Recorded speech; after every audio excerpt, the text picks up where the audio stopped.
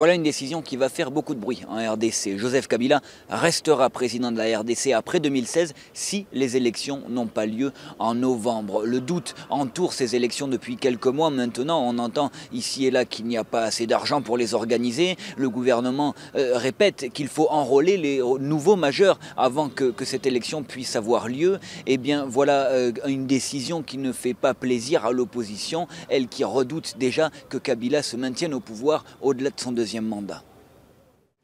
L'arrêt de la Cour constitutionnelle est inutile parce que la Cour constitutionnelle n'a pas le pouvoir de modifier la Constitution.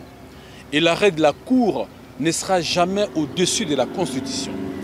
La Constitution congolaise dispose très clairement que le mandat du président est de 5 ans, renouvelable une seule fois, et que par ailleurs, l'élection du président de la République doit être convoqué, le scrutin du président doit être convoqué 90 jours avant la fin du mandat du président.